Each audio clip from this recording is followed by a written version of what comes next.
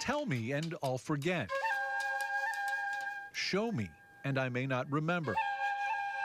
Involve me and I'll understand. The Native American proverb in many ways explains why Amy Begay is a decorated rug weaver. It's part of my culture. It was passed on to me from my mother and my grandma. Part of her childhood now woven into her life, a tradition that is both beautiful and primitive. One that begins with the shearing, the wool then aired out before it's cleaned. And just put the wool in there, and then usually I either add woolite or regular detergent, and then just wash it and then rinse it. Once clean, the wool is carded, called Hatnel chat. So what it does is it separates the good wool. The fleece is then rolled in preparation for spinning. Using an old wooden spindle, what was once chunks of wool becomes strings of yarn. Every spindling, like 1, 2, 3, I would stretch it. The yarn then looped around a giant loom. This one unique, circular, it is both rare and challenging.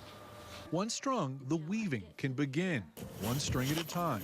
It takes thousands. Then I need to spread them apart. It will take Amy more than 200 hours to finish. But when it is done, there is satisfaction. It's a good feeling usually towards the end. It means that you're done with another rug. Tradition is important in the Navajo culture. Rug weaving, a gift passed on through generations. A way to make money for the family back then. It's now more of a hobby.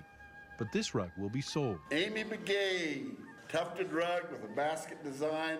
$1,000. 1,000, give me 1,000. You don't know if it's going to sell or not. Tufted rug that's made out of goat hair, and them goats are hard to catch.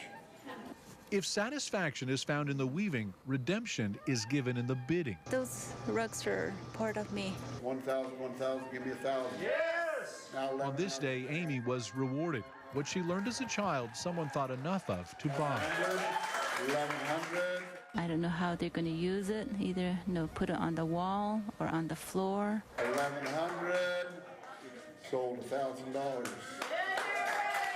And when one rug ends, another begins. Such is the life of a Navajo rug weaver.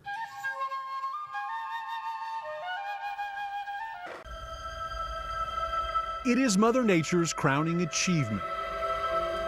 A majestic force of nature that is equal parts wonder and beauty. But on this day, it is simply a backdrop to the human spirit. It's going to be warm for sure. I've done the canyon quite a few times, but I've never done anything quite this special. What started as a simple wish by a 14-year-old boy became a movement. Going down.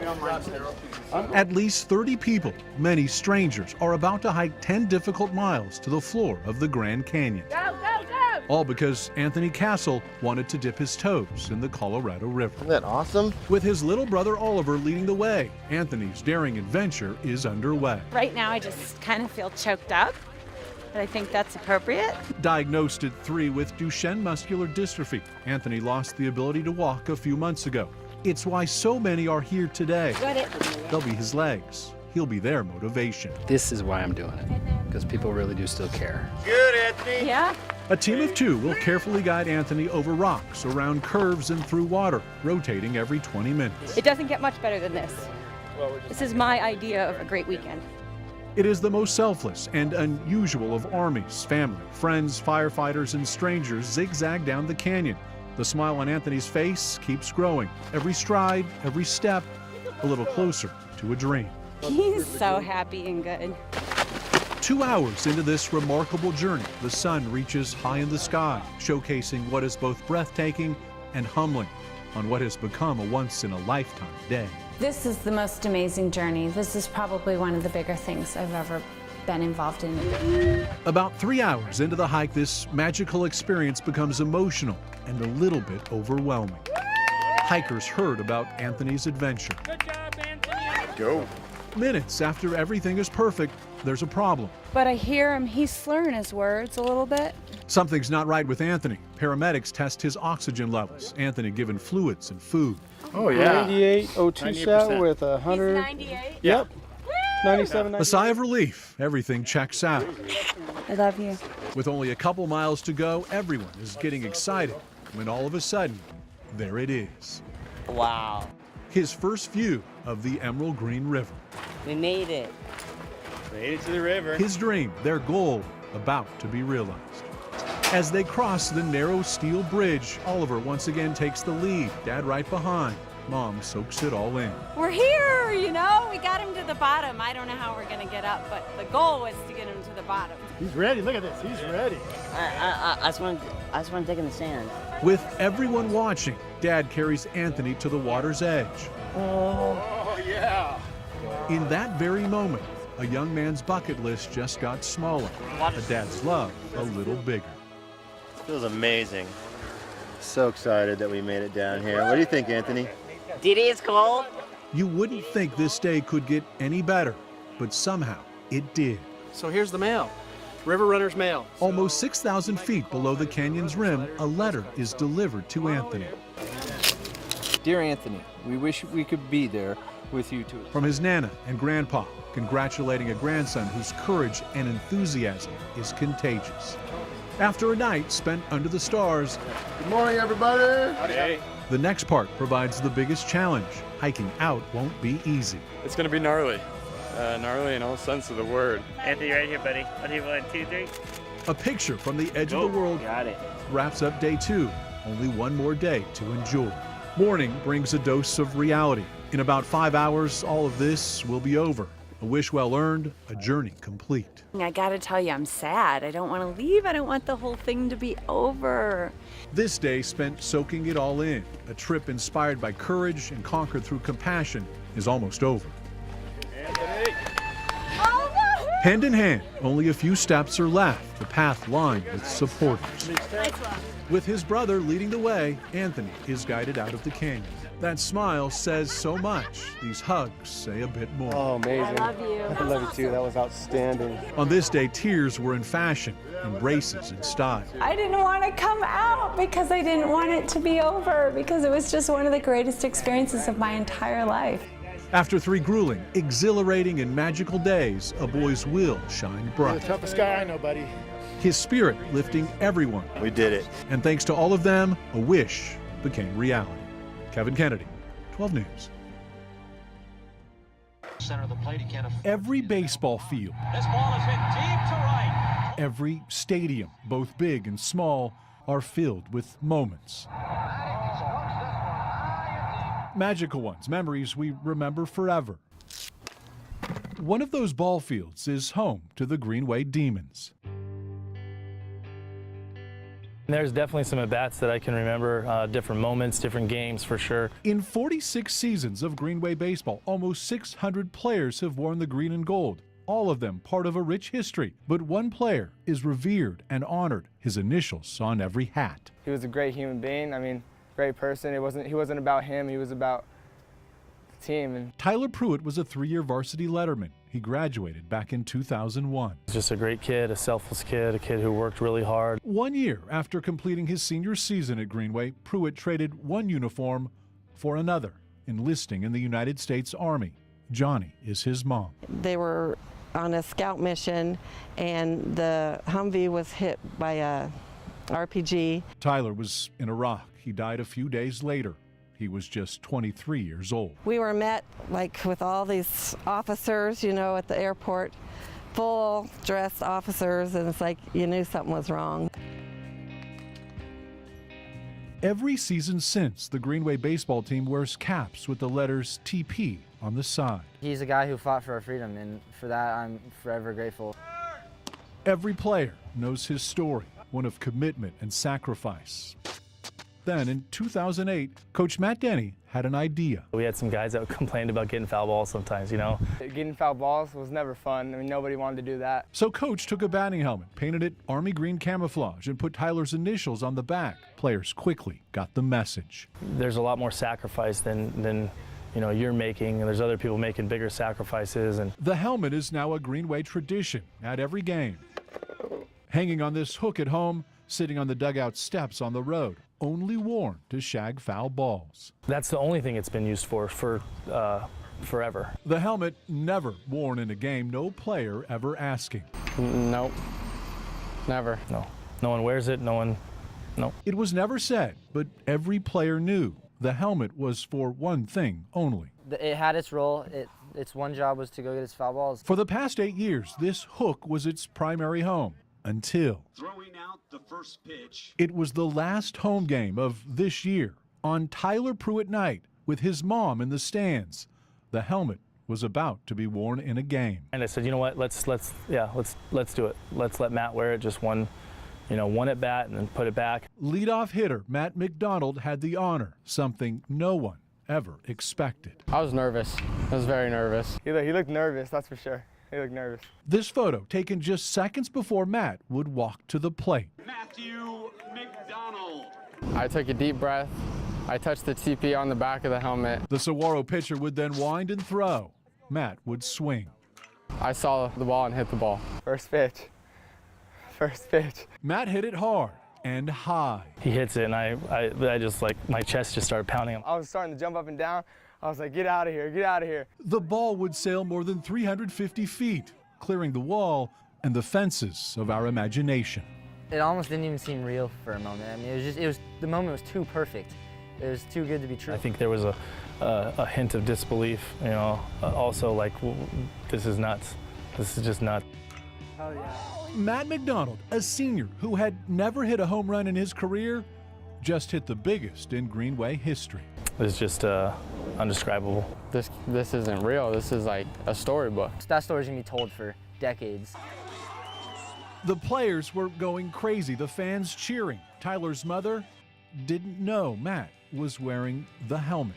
It's like, you can't believe what just happened, With one swing, Matt McDonald gave everyone a moment and a mother a memory. When he hit that, it was like, here's your sign. I'm watching, Baseball is packed with plays and games we will never forget, and every now and then, a slice of time we can't explain, a moment that will be etched in our minds forever. Kevin Kennedy, 12 News.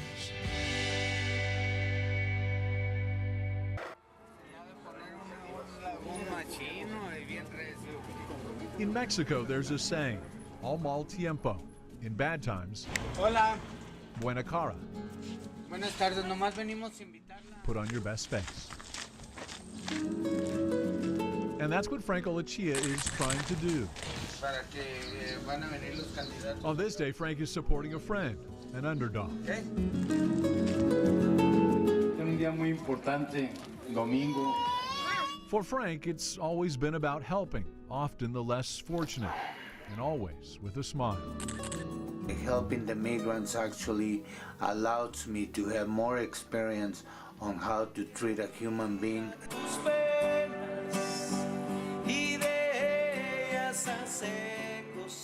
His passion to care guided by a spirit to serve and an enthusiasm for life. Downtime in Frank's world is filled with joy. There's just not much of it. It's by choice. Frank would rather help. Like the recently deported. Tells about their rights and the people that wants to help them here in Mexico when they get abuses.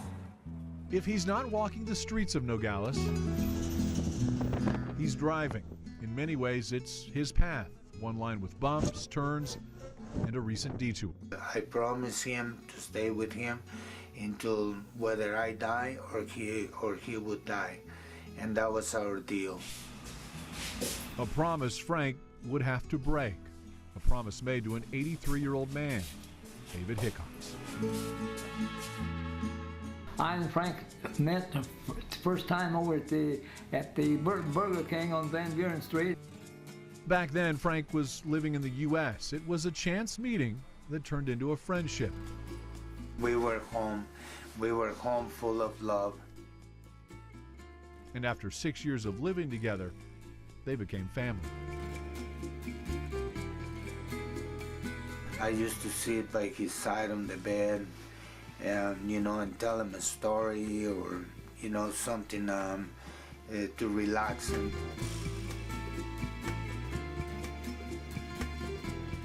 That special bond shared between the oddest of couples. If you would have met him when I first met him, he was so grouchy. Okay? didn't end, it was deported. Now separated by miles and politics. It hurts me not being able to be with him very, very much. And we were loners, you know, but we were never lonely. We had each other. Apart for the past 4 years, they pushed forward separately, one in Mexico, the other in Phoenix.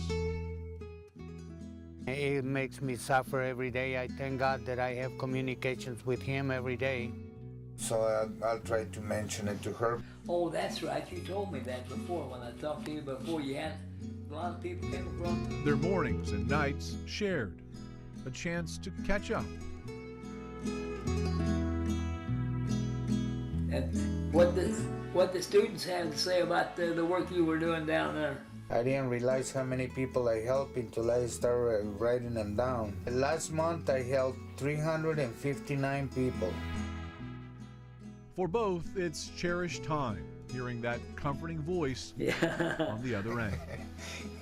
We had so many memories, and every day, I mean, all I can think is how he's doing, if we will ever be able to see each other again.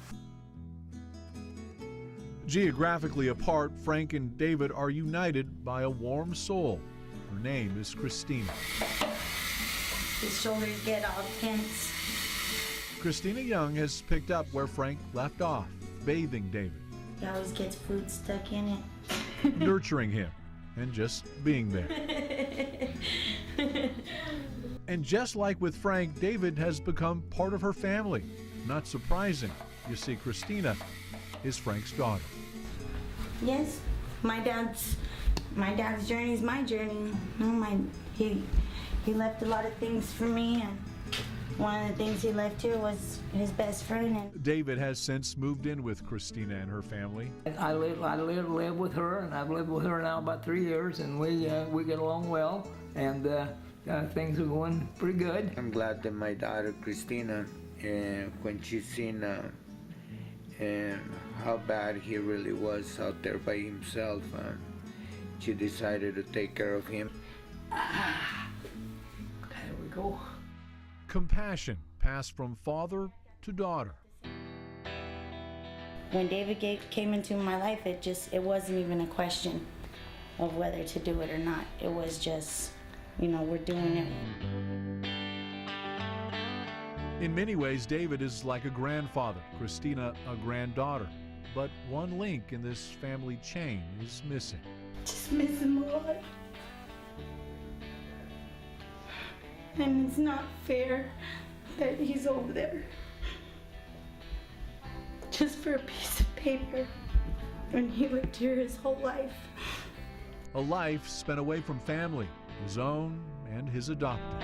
To see this fence behind me and being the separation between me and my family and the ones that I love for over 30 years.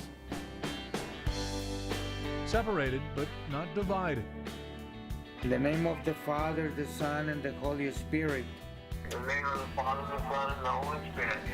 They are a family, maybe not conventional, but it is filled with love. Being able to communicate with my dad, it keeps David motivated every day. How about a big kiss? I love you, Frank. You take care now. Maybe that promise wasn't broken after all.